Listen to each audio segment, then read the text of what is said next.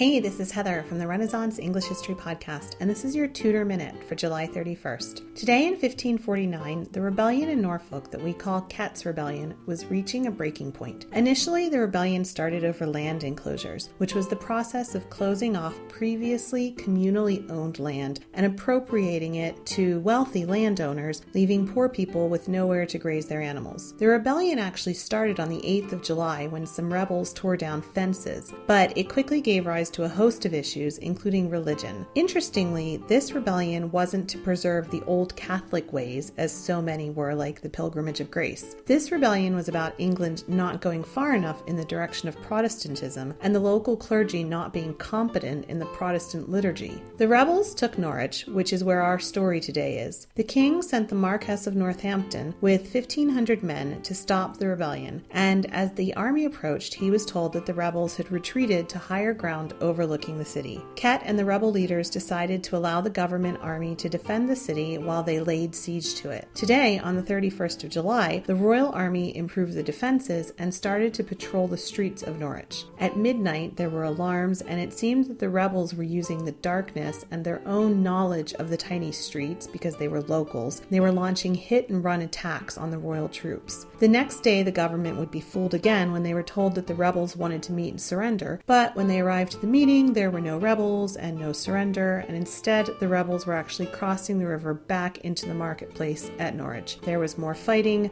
the government retreated, and the government didn't stop until they reached Cambridge. The rebellion would be ended a few weeks later when a much larger army descended upon Norwich and the leaders were hung in chains. But for today, it seems as if the rebellion touched a nerve and was giving the government a rough time. That's your Tudor Minute. Remember, you can dive deeper into life in 16th century England through the Renaissance English History Podcast at englandcast.com.